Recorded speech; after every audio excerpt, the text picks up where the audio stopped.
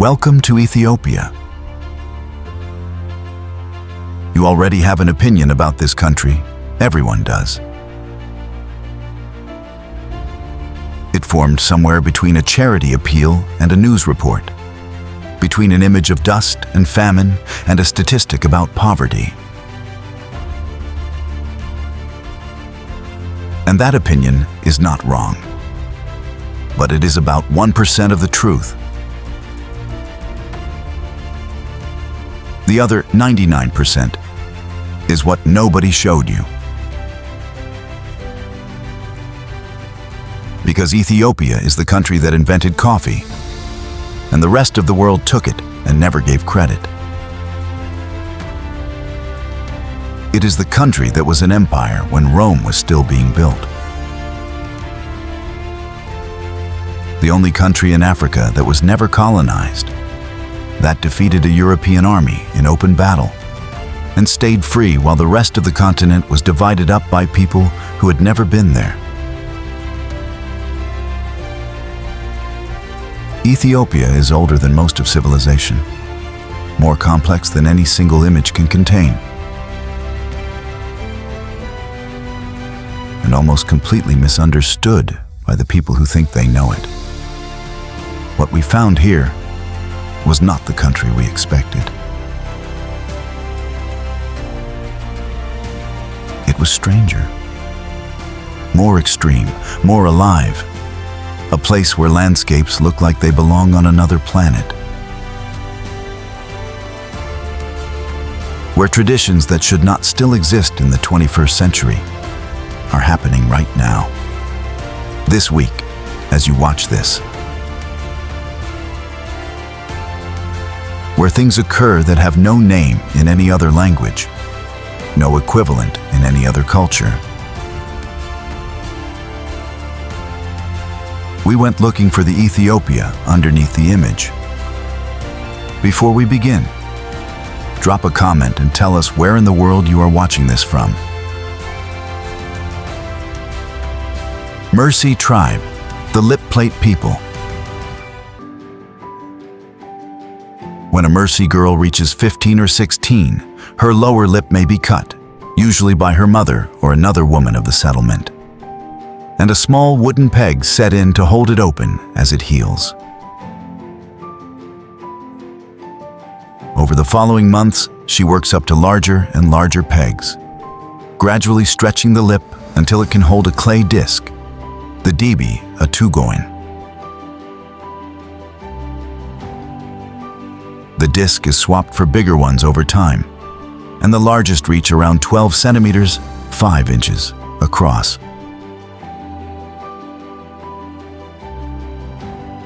It's not forced. Whether and how far to stretch the lip is generally left to the girl herself, though there's real social pressure behind the choice. The lip plate is often described as a straightforward status symbol tied to a woman's bride price. But anthropologists who've worked with the Mursi are skeptical of that neat story. A marriage's cattle payment is usually settled when a girl is still young and not yet wearing a plate, so the plate isn't really a price tag. It's better understood as a powerful marker of Mursi identity, womanhood, and pride. A woman wearing it, they say, can hold her head high. The Mursi live in the Omo Valley of southwestern Ethiopia, numbering around 11,500. One of the more isolated peoples in a lower Omo region that's home to a patchwork of distinct ethnic groups. When a British anthropologist first reached them in the early 1970s, many had never even heard of the country they lived in. That isolation is now eroding. The Ethiopian government has pressed the Mursi to settle, send children to school, and join the wider economy, and some have. Younger women in the towns sometimes go without the plate for work or ease of dealing with outsiders. In the villages, it remains, and elders hold it as essential to Mursi identity, as central as cattle, or as the AK-47s many Mursi men now carry in place of spears, acquired through trade with neighboring groups and used in cattle raids. Harar tribe. The bull jumping ceremony.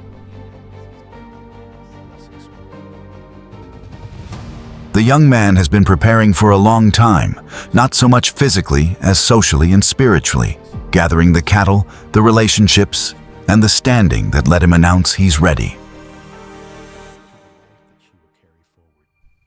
Ready for Lalibela, the jumping of the bulls, the ceremony that turns a boy into a man in Harar culture.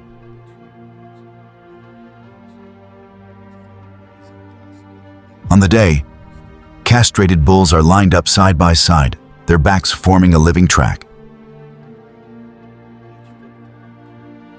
The young man, naked, has to run across them from one end to the other and back 4 times without falling. Fall, and he fails. He has to wait and try again another year. Succeed, and he becomes Maza, an initiated man, free to marry, to own cattle, Lalibela. The church is carved into the ground. Most religious monuments are built upward, cathedrals, mosques, temples, all of them reaching toward the sky. Lalibela went the other way. Its 11 churches in northern Ethiopia were carved downward into solid volcanic rock in the 12th and 13th centuries on the orders of King Lalibela, who set out to make a new Jerusalem in Africa after Muslim conquests had cut off Christian pilgrimage to the real one. So he built Jerusalem at home. Each church started as a block of rock. Workers cut trenches around it to free it from the surrounding stone, carved the outside, windows, columns, doors, roof, and then hollowed out the interior with its nave, altar, pillars, and ceilings. Everything that would normally be assembled from materials brought in from elsewhere was here cut from a single mass of the earth itself. The most famous is the Church of St. George, Beit Georgis, a near-perfect Greek cross carved down about 40 feet into a solid tower of rock. From above, you look into a pit and see, at the bottom, a church roof cut with concentric crosses. You descend into the pit to reach the entrance. The churches are joined by tunnels cut through the rock at different levels, passing burial niches where pilgrims who came to Lalibela to die in this holy place are laid to rest. Lalibela is a UNESCO World Heritage Site, but more than that, it's a living one. Ethiopian Orthodox priests still celebrate Mass here, investments whose design has barely changed in centuries, carrying ceremonial crosses and reading from Ge'ez, an ancient liturgical language no longer spoken in daily life, but still used in the church. Each January, for Timkat, the Ethiopian Epiphany, tens of thousands of pilgrims converge on Lalibela. The churches that stood here in the 12th century still stand, still in use, still full. A new Jerusalem that outlasted the king who built it. Hyena Man of Harar. At dusk, the hyenas come. Every night, the spotted hyenas of the surrounding hills approach the walls of Harar, the ancient walled city in eastern Ethiopia, a UNESCO World Heritage Site, the City of Saints, and by some traditions, the 4th holiest city in Islam after Mecca, Medina, and Jerusalem, with 82 mosques packed into a walled old town of about a square kilometer. And every night, a man sits just outside the walls with a basket of meat scraps, and the hyenas come to him. He knows them, or at least they know his voice and his call, which draws them out of the dark. He feeds them by hand, one at a time, holding out meat to animals whose jaws are powerful enough to crush bone, sometimes pushing it into their mouths with his fingers, or from a stick held in his own teeth, so that a hyena's face comes within inches of his. Harar's long association with hyenas is old, and there's an ancient ritual of leaving porridge out for them at certain festivals. But the nightly hand-feeding most visitors see is more recent than it looks. It seems to have taken shape in the 20th century, during a drought in the 1950s, when hungry hyenas were raiding livestock, and the Hararis began leaving food at the walls to keep the peace, a full hyena being a better neighbor than a hungry one. Over the following decades, that uneasy truce hardened into a nightly ritual, and by the 1960s, it had also become something of a show for visitors. Over generations, the hyenas here grew semi-habituated to people, not tame, not domesticated, but willing to come close and take food. Today, 2 hyena men carry on the tradition, one Muslim and one Christian, and each knows his animals individually, their temperaments, their pecking order, which are dominant and which are skittish, which will take meat gently and which won't. He knows them better than most people know their neighbors. And every night they come out of the dark to be fed by the man who knows their names. Karo tribe, the body painters of the Omo Valley. Before a ceremony, the men slip away, into the bush, along the riverbank, to prepare. They come back transformed, white chalk laid on the face in careful patterns of dots, lines, and spirals, ochre on the skin, charcoal marking the edges, sometimes chalk blown through a tube onto wet paint to give it texture. Feathers in the hair, beads at the neck, metal and leather at the wrists. Every mark is chosen, every color placed with a purpose.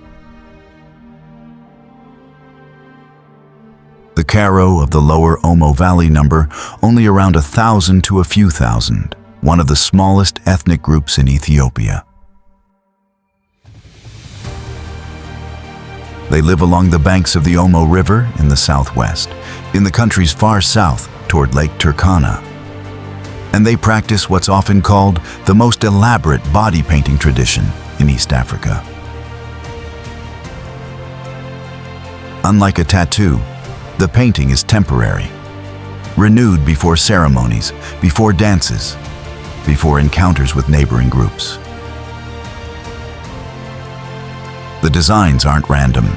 They signal status, readiness, identity, and the particular occasion. But they're also art, and competitive art at that. Men compare their work, judge one another's, and build reputations as especially skilled painters. The pigments all come from the surroundings: white chalk, red and yellow ochre, charcoal. Gathered from the same riverbank, the Karo have lived along for generations. Photography has changed the Karo, as it has every group in the Omo Valley. The outside world's fascination with how they look has grown an economy around it. Tourists pay to take pictures, and young men who might once have farmed or fished now spend hours on their appearance because it brings in money. The tradition continues, but with a new audience and a new purpose running alongside the old one. The art is much the same as it was. The reasons behind it have simply grown more complicated. Timkat, 100,000 pilgrims in white, The night before Timkat, the priests carry the tablet out of the church. The tablet is a replica of the Ark of the Covenant. Every Ethiopian Orthodox church has one. Wrapped in cloth and borne on the head of a senior priest, under an embroidered umbrella held by an attendant, and not to be touched by anyone who isn't consecrated. In Gondar, on Timkat Eve, thousands of people in white shawls called Natela follow the tablet from the church down to the bath of facilities, a stone pool built in the 17th century by Emperor Facilities and filled with water each year specifically for this ceremony. The tablet rests beside the pool overnight, while the priests sing and pray until dawn, and the pilgrims sleep around the water, out under the cold highland sky. At dawn, the water is blessed, and then the crowd goes in, the white shawls turning translucent in the pool, the priests still chanting, the immersion renewing each person's baptism. Timkat, the Ethiopian Epiphany, falls each year on January 19th, the 20th in a leap year, and commemorates the baptism of Jesus in the River Jordan. Gondar hosts the most famous celebration, but it's marked across the country, and in Lalibela, tens of thousands of pilgrims, some walking for days, gather among the rock-hewn churches, setting the festival in a landscape unlike anywhere else. Danakil Depression, Dalol. The average temperature here is around 94 degrees Fahrenheit, day in and day out, all year. And on the hottest days, it climbs past 120 degrees Fahrenheit. It's one of the hottest inhabited places on Earth, sitting roughly 125 meters below sea level, among the lowest points on the planet's surface.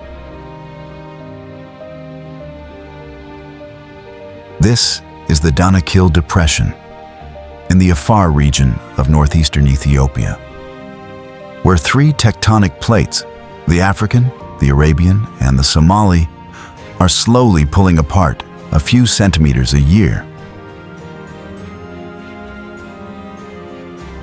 As they separate, the ground sinks lower, magma rises closer to the surface, and hydrothermal activity increases. The result is a landscape that looks like almost nowhere else on Earth. At its center is the Dalol hydrothermal field. Acid pools in improbable colors, electric yellow, neon green, vivid turquoise, formed as vents heat water that dissolves iron, sulfur, chlorine, and potassium, and carries them up to crystallize into shapes like coral from another planet. Salt pillars rise from the ground, some like mushrooms, some like towers.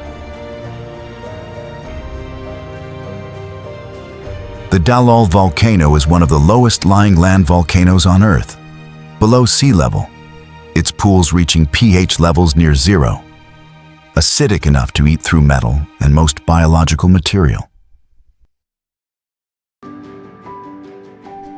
Life clings here only at the edges.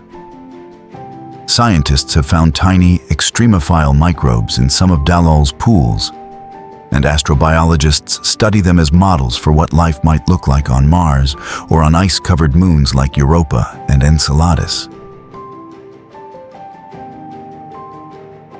But research has also suggested that in the very hottest, saltiest, most acidic pools, nothing survives at all. A reminder that even life's outer limits have limits. The Afar people, meanwhile, have lived at the edge of the depression for a very long time, mining salt from its surface by hand, cutting it into blocks and loading them onto camels to walk across the searing flats to market, where, for centuries, salt itself served as money. Erda A. Lai, The permanent lava lake. Erta Ale has been more or less continuously active for a very long time. Its lava lake is the longest lived we know of, documented since at least 1967 and quite possibly since 1906, when the first records begin. It's a basaltic shield volcano rising 613 meters above sea level in the Afar region of the Danakil Depression in northeastern Ethiopia, and at its summit set pit craters, one of which usually holds a lava lake. At times the lake is calm, its surface crusting over dark and slow moving, like water in a lazy current.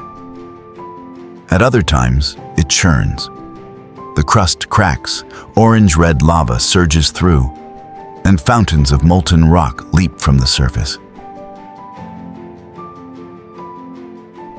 From above it reads as a dark circle in the summit, with an orange glow visible for miles at night.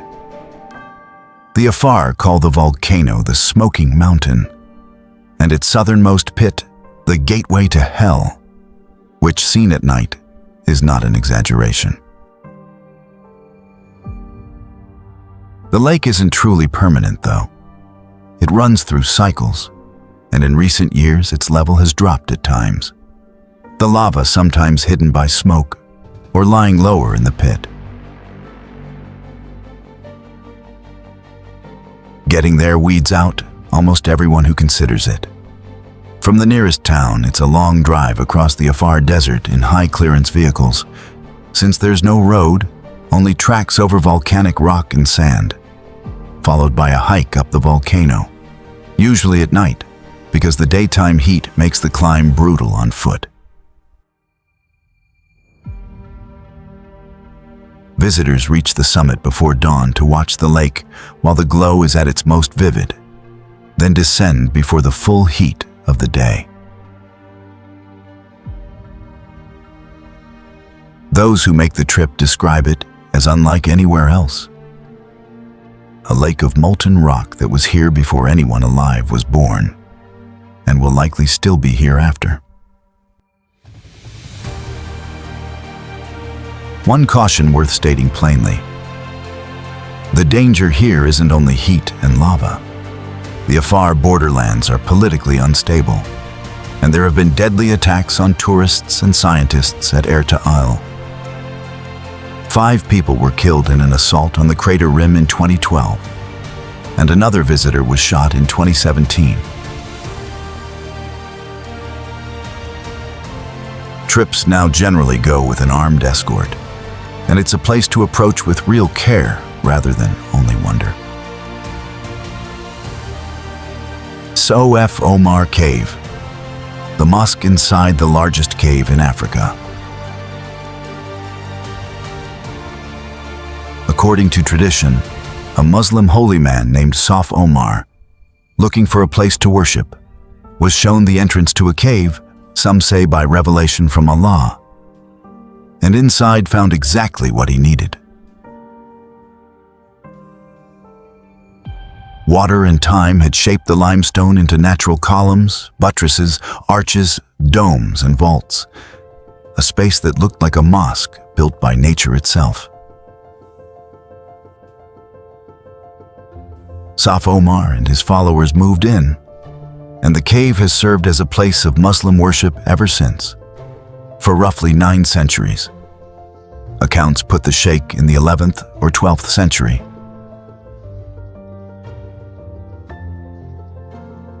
This is the Sof Omar cave system, in the Bale zone of the Oromia region in southeastern Ethiopia, with the Wayab River running through it.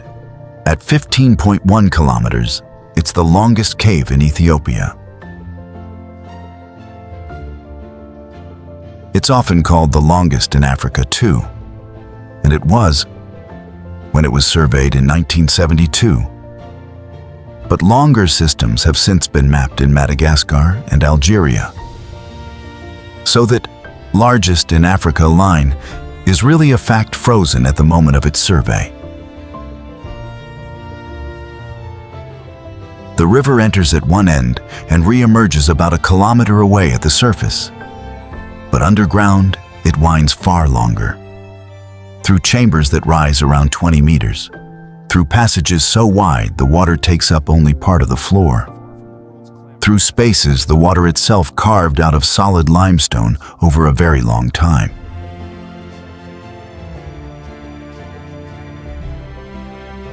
The columns Saf Omar found beautiful and fit for prayer came from that same process. Water dissolving limestone and redepositing it as pillars and stalactites, shaping the cave into forms that made him think of worship. Its grandest hall is still known as the Chamber of Columns. Today, two kinds of people move through it. Muslim pilgrims, who come to pray in chambers that have hosted prayer for centuries. And it's also sacred in the older Oromo traditional religion. And tourists, who come to see one of Africa's great caves. Both walk the same chambers, in the same darkness, past the same river, under the same ceiling the water made. Dorzi village, the houses that walk. The house can stand up to 12 meters tall, built from bamboo and the stalks of enset. The false banana, that is the staple food of the Dorze people of southern Ethiopia. There are no nails, no metal, no concrete, no permanent foundation. The whole thing is woven together. Interlocked bamboo and enset stalks covered with enset leaves, rising to a tall point. Something like a cathedral, something like a beehive, and to many eyes, like the head of an elephant. It takes roughly 2 months to build, and it's raised by the community rather than by specialists. Neighbors help, on the understanding that they'll be helped in turn when their own house goes up. Inside, under that single woven roof, are the living space, the sleeping area, and a place for the cattle to shelter at night. Their body heat helping to warm the home. The Dors live in the Gamo highlands of southern Ethiopia, numbering somewhere around 30,000, and they're known across the country for two things. One is their weaving, fine cotton cloth worked on hand looms, and unusually by men, in a region where weaving is often women's work. The other is these houses. A Dor's house can last 60 to 80 years, but it ages from the bottom up. Termites and rot slowly eat away the base, so the house shrinks year by year. The floor sinks lower relative to the ground, and the doorway drops with it, until a door you once walked through becomes one you have to duck for, then almost crawl through. But the house isn't abandoned when that happens. It's lifted, the damaged base is cut away, and the whole structure is carried to a fresh spot where the base sits level with the ground again, and the slow shrinking starts over. A house that once stood 12 meters tall with a full doorway might now stand far shorter with a low crawl of an entrance, and still be lived in, still working, still home. It's a house that walks, in a sense, slowly, every few decades, across the same hillside where it was first built. Konzo Village, the terraced hillside city. The Konzo people have been terracing their hills for more than 4 centuries. Not decorative terraces, agricultural ones, cut into slopes too steep to farm as they are, to make level ground where there was none. Over some 400 years, they reshaped the hills. cutting into the slopes, raising dry stone retaining walls, building level platforms, and planting them with sorghum, maize, cotton, and beans. The terraces don't just create farmland. They hold back the soil and capture scarce water in a dry, difficult environment. It's a system of land management that's been adapted, extended, and maintained without a break for generations. And in 2011, UNESCO recognized the Konso cultural landscape as a World Heritage Site, Ethiopia's first cultural landscape, calling it a living testament to human ingenuity in a hostile setting. But the terraces aren't the only remarkable thing here.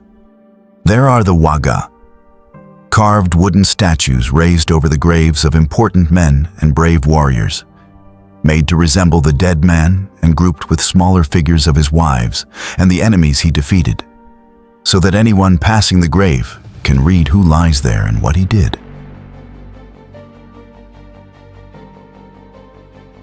And there are the villages themselves, walled settlements on the hilltops built for defense, each with central gathering spaces called mora, where the community makes its decisions and where young men sleep and keep watch at night.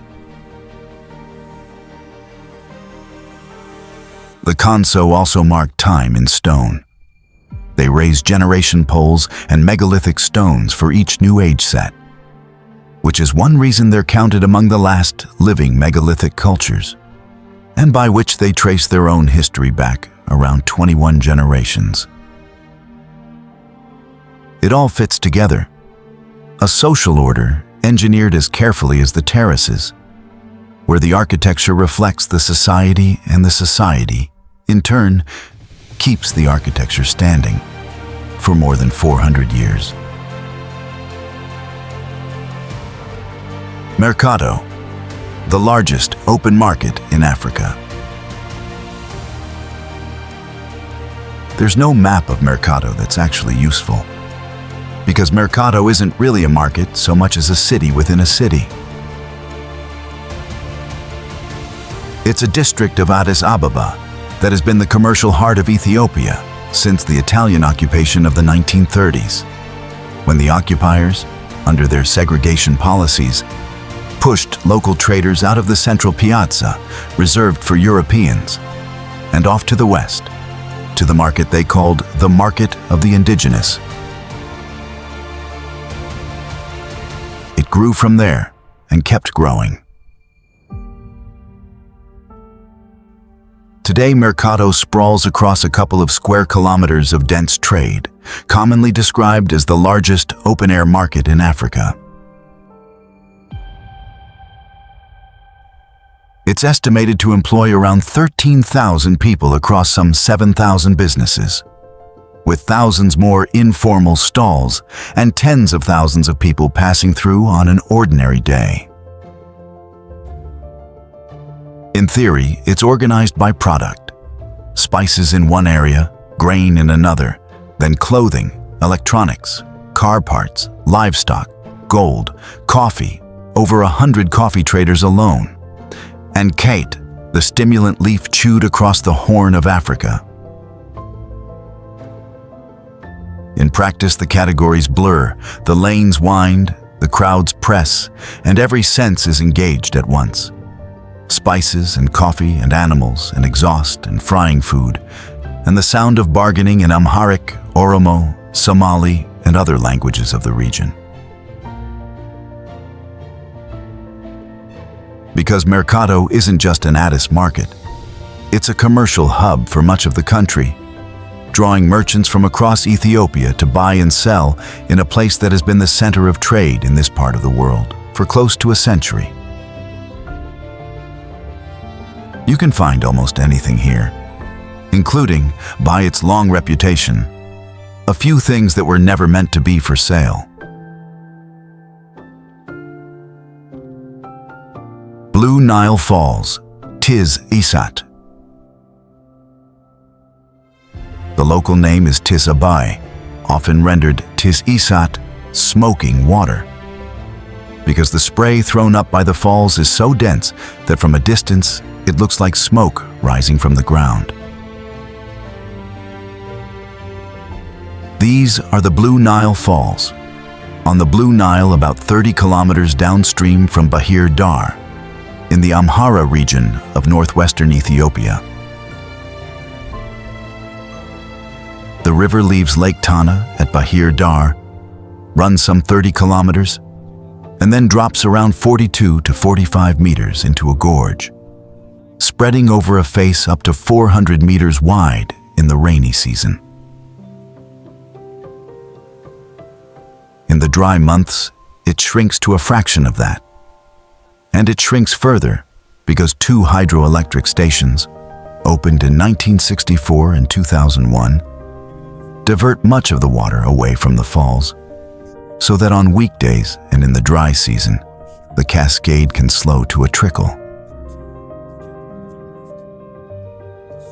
In full rainy season flow, though, it's the most dramatic waterfall on the entire Nile system. The water going over this edge is, in the end, the same water that reaches Khartoum, where the Blue Nile joins the White Nile and then flows north into Egypt. The Blue Nile supplies the majority of the Nile's water, well over half in a typical year. The water that sustained the pyramids, the pharaohs, and thousands of years of civilization downstream. And it begins up here, in the Ethiopian highlands, falling into this gorge and throwing up the mist the locals call smoke. The path to the falls crosses a 17th century stone bridge, the first ever built across the Blue Nile. It's often called the Portuguese Bridge, though more precisely, it was built around 1626 on the orders of Emperor Susenyos I, using European bridge-building techniques brought to Ethiopia by the Portuguese in the previous century. 400 years on, it's still standing, still crossed by anyone walking out to watch the water. Egypt depends on begin its long journey north. Kaffa Forest, the birthplace of coffee. Before the plantation, the roaster, the cafe, and the $7 latte, there was a forest. In the highlands of southwestern Ethiopia, in the Kaffa zone, from which some linguists suspect the word coffee itself may derive. It's a montane cloud forest at roughly 1,400 to 2,100 meters. And here, Coffea arabica, the species behind around 60% of the world's coffee, still grows wild in the understory. Not cultivated, not planted in rows, not tended by anyone, growing as it did before any human knew what it was. The best-known origin story comes from this region. A goat herd, remembered as Kaldi, is said to have noticed his animals grew unusually lively after eating the red berries of a certain shrub. He brought them to a monastery. The monks made a drink, and it kept them awake through evening prayers. From there, the knowledge spread across the Arabian Peninsula, to Turkey, to Europe, and eventually everywhere. The tale is almost certainly a legend. There's no solid evidence Kaldi existed, and many historians think coffee was more likely first used by the Oromo people. But Kaffa's place at the root of it is backed by hard science. The greatest genetic diversity of Arabica on Earth is found right here. That diversity is why the forest matters far beyond folklore.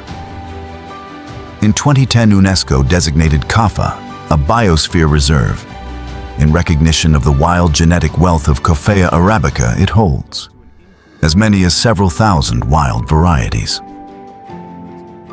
The world's cultivated coffee rests on a very narrow genetic base, So if a disease or a shifting climate ever devastates those cultivated types, the wild plants of Kaffa may hold the resistant genetics needed to save the crop.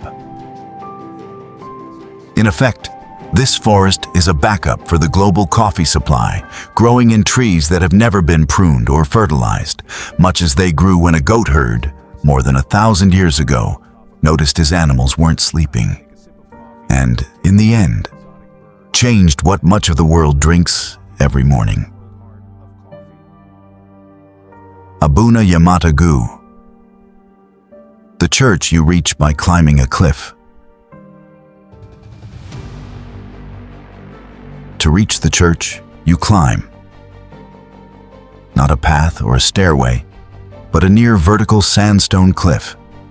At around 8,460 feet in the Geralta Mountains of the Tigray region in northern Ethiopia, with no rope, no harness, no safety gear of any kind. Just your hands, your feet, and the rock. At one point, there's a ledge only about 50 centimeters wide, with a sheer drop of several hundred feet on one side, and you edge across it, because on the far side is Abuna Yemata Gu.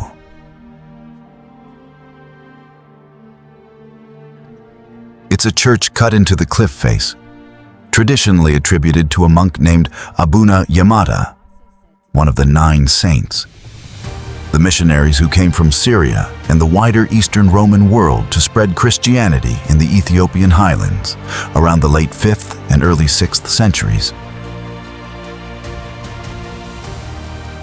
Its architecture and dome are dated to roughly that early period, which would make it some 1,500 years old, though its celebrated wall paintings are generally dated later, to about the 15th century. The location was chosen deliberately, hard for any enemy to reach, and fitting for a life of solitary prayer, with a view from the doorway unlike that of any other church on earth.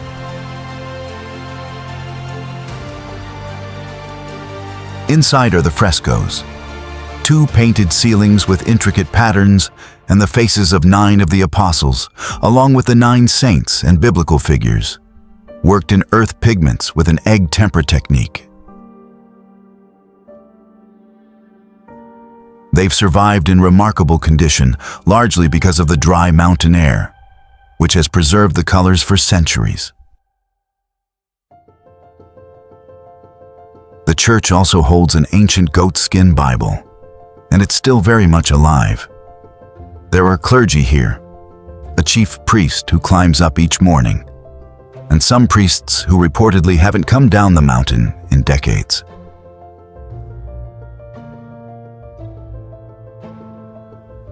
On holy days, the congregation makes the climb too. Old people, pregnant women, mothers carrying newborns up to be baptized, for whom this isn't an adventure, but simply how you get to church. They carry their good clothes, their prayer books, and their offerings up the cliff, across the ledge, into the church at the top, as people have done here for roughly 1,500 years. Access was cut off, and some Tigray churches were damaged during the 2020 to 2022 war in the region, and recovery is still ongoing. But the climb of faith, as locals call it, endures. Bana tribe. The people who walk on stilts. The stilts are wooden, roughly 1.5 meters tall, carved to bear a person's weight with a footrest set at the right height. The Bana people of southwestern Ethiopia have been walking on them for as long as anyone in the community can remember, and stilt walkers are known locally as Bashita. The origin, as it's told, was practical. Stilts let people move through the marshy, muddy lowlands of the Omo Valley, cross streams, and stand clear of danger. Wild animals and snakes that once roamed the area in greater numbers than they do now. Standing taller than the tall grass, you could see further and be seen as something larger than you are. Over generations, the practical turned partly ceremonial. Stilts appear at weddings, harvest festivals, and rites of passage, where a figure moving through the crowd well above everyone's heads adds a striking, almost otherworldly element. These days, though, it's mostly the young, boys and teenagers, who take to the stilts as play, as physical training, as a rite of passage, and increasingly as something visitors come to see. The effect is still dramatic. A walker whose head rises above the crowd, moving with a balanced, confident gait that comes only from years of practice and looks as natural as walking on the ground. Which, for someone who learned it as a child, it more or less is.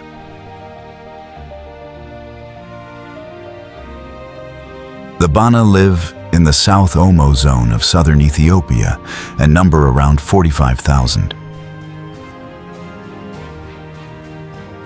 They're closely related to the neighboring Harar and known for their cattle, their farming and beekeeping, and their markets.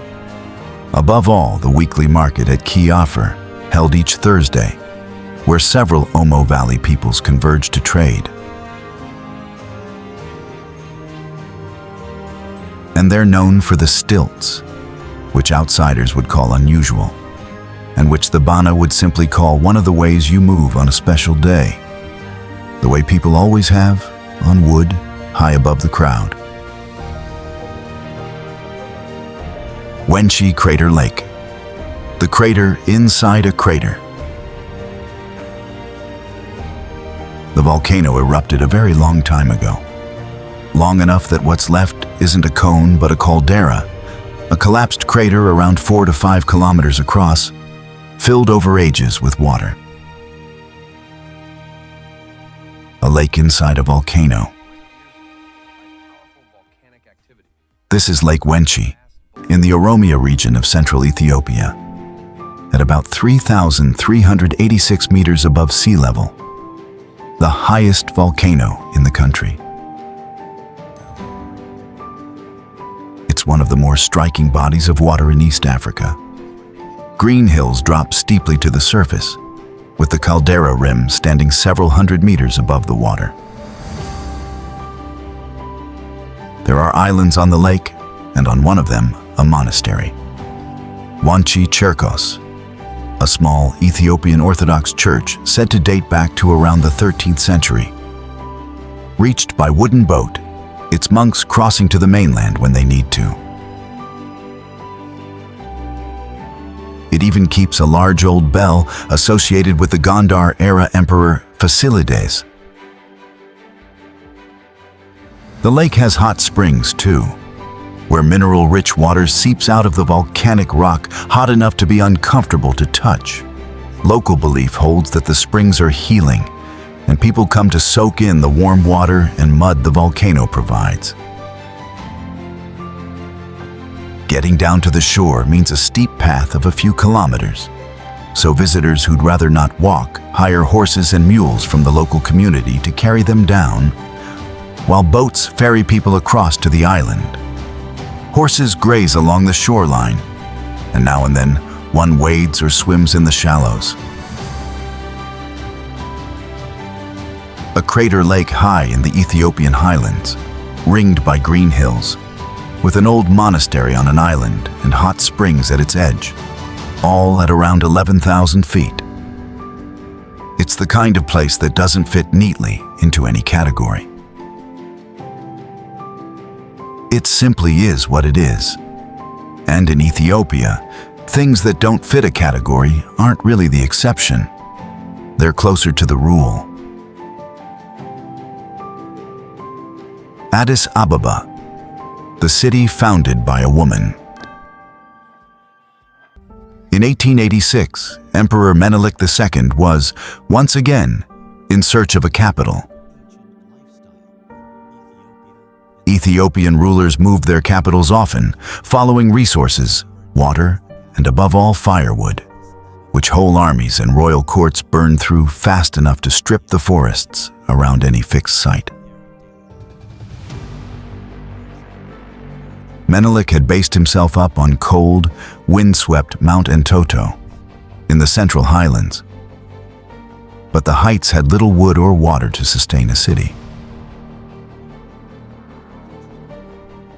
His wife, Empress Taitu Betul, was drawn to the hot springs on the plain below, at a place the local Oromo called Finfine, where she and the royal court liked to bathe. She had a house built there, persuaded Menelik to move the capital down from Entoto, and named the new city Addis Ababa, New Flower in Amharic. It was, in effect, a capital chosen and named by an empress on the strength of a hot spring at the foot of a mountain, on land taken from the Oromo who had lived there. Today, Addis Ababa has around 5 million people. At roughly 7,700 feet, it's the highest capital in Africa and the third highest in the world. And it has become the diplomatic capital of the continent, home to the African Union, the UN Economic Commission for Africa, and well over 100 embassies. It's the city where Haile Selassie ruled until 1974, where the Derg then seized power and carried out the Red Terror, where famine was fought over and mishandled while the world watched, and where the country that gave the world coffee still serves it in its own unhurried ceremony, for very little. Mount Entoto still rises above the city, with Menelik's church on it, and the eucalyptus trees brought from Australia in his time to solve the firewood shortage now cover the mountain and much of the country besides. A tree imported to fix one Ethiopian problem took so well that it reshaped the landscape.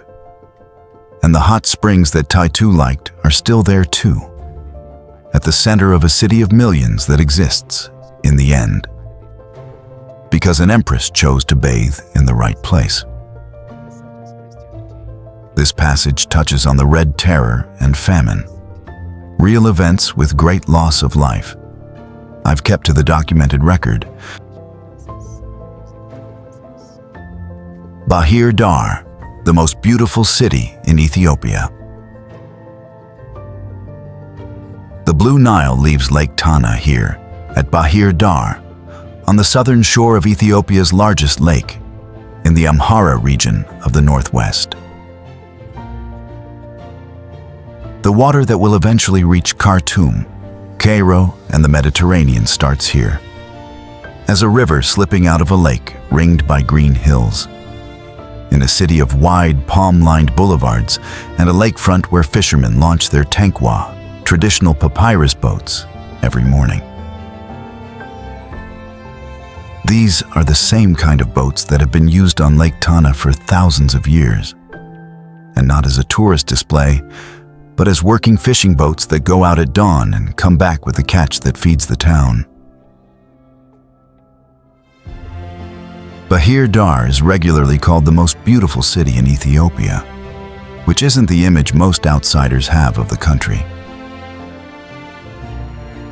It has wide streets lined with palms planted as the city was laid out and developed in the 20th century, a promenade along the water, and hotels and restaurants looking out across the lake to distant hills. Lake Tana itself is remarkable.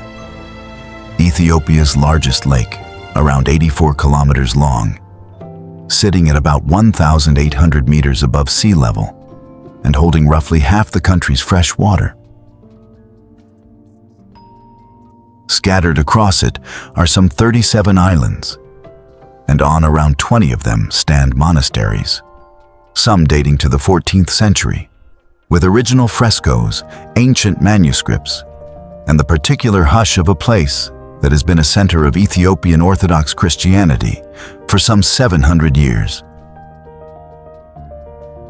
A boat from Bahir Dar, anywhere from half an hour to a couple of hours depending on the island, will take you to them. To monks who have kept unbroken traditions of scholarship and worship for centuries. Several of the islands are also tied to the legend of the Ark of the Covenant, said to have been hidden on Tana Cherkos before it went to Axum. Ethiopia did not give us one story. It gave us dozens. We stood at the edge of a lava lake that has been burning since before anyone alive was born. We walked into an acid crater that NASA studies as a model for life on other planets. We watched women who had chosen to stretch their lips around clay discs the size of a dinner plate and carry that choice as beauty, as identity, as the thing that makes them who they are. We watched men run across the backs of bulls on one of the most consequential days of their lives. We descended into the largest cave in Africa, where a river flows through a natural mosque that has been used for prayer for 900 years. We stood in a city that was named by an empress who liked a hot spring. We watched a fisherman leave the shore of the lake where the Nile begins in a boat made from papyrus. The same boat, the same lake, the same morning routine as his ancestors thousands of years ago. We saw churches that were not built, that were carved downward into the earth, and that are still full every Sunday. We saw 100,000 people in white gathered around a pool at dawn in January, in a ceremony that has not changed in 1,000 years. We saw the village where houses are made from banana plants and walk when they get old. We saw the most alien landscape on the surface of this planet, 45 miles from where people live ordinary lives. Ethiopia is not what you expect. It is not the country of the images you grew up with. It is older than those images. More complex, more beautiful, more alive. Subscribe, because we have only begun to show you what is here.